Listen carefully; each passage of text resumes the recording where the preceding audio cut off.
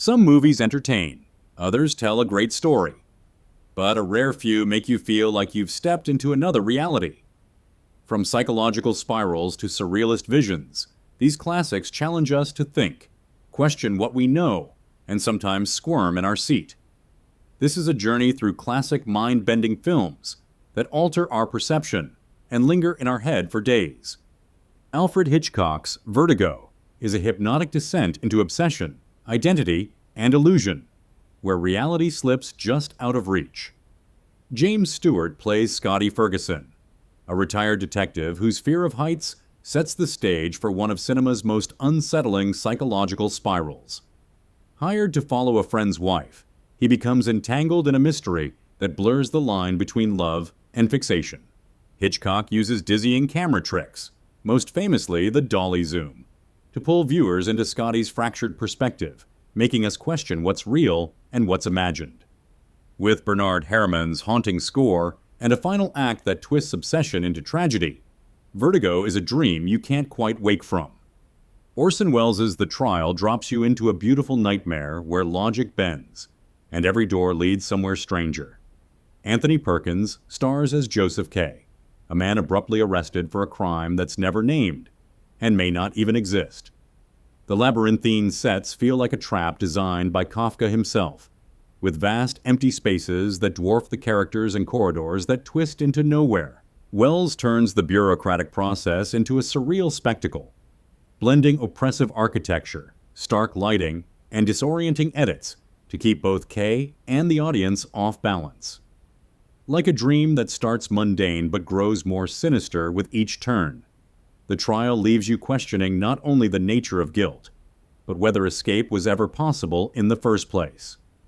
Ingmar Bergman's Persona is an intimate and unsettling study of identity, silence, and the fragile line between two people.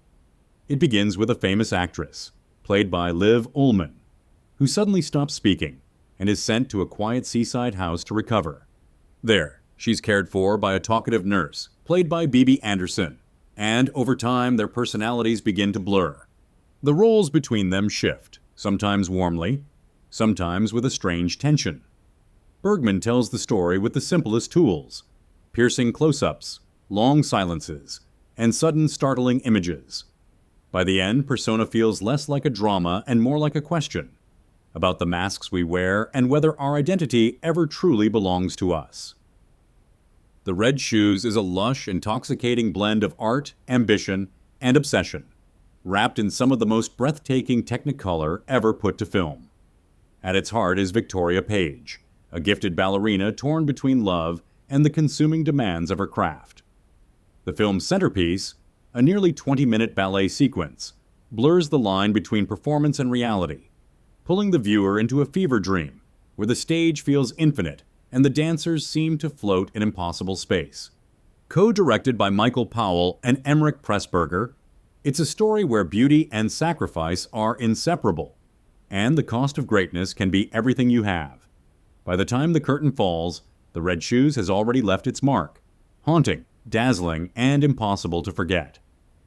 Black Narcissus transforms a remote Himalayan convent into a pressure cooker of desire, doubt, and unraveling faith.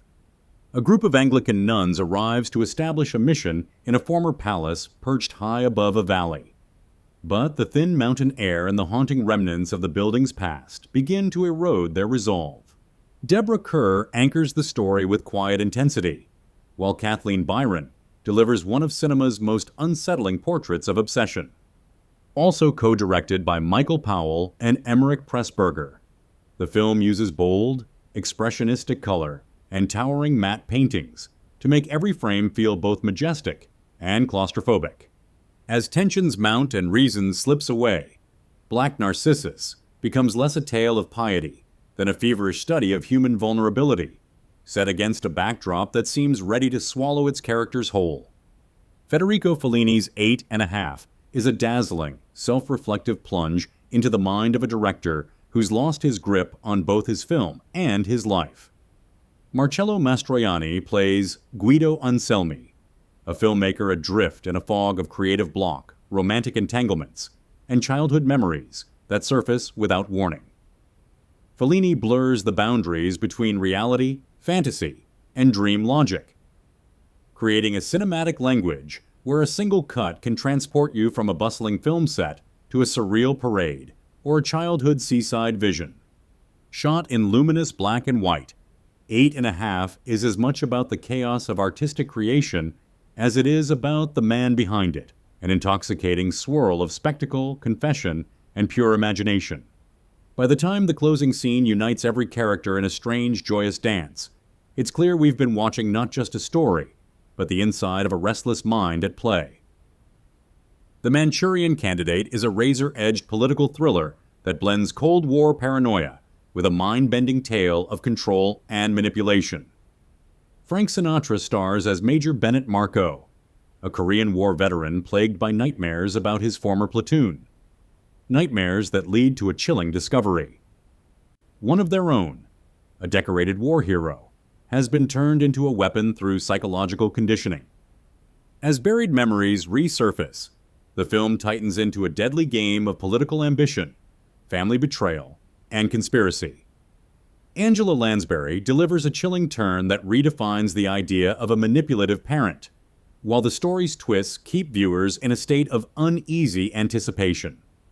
With its mix of noir shadows, psychological tension, and political bite, The Manchurian Candidate plays like a warning from history that still hits alarmingly close to home. Seconds is a haunting blend of science fiction and existential horror, built around one of the most unsettling what-if scenarios in cinema.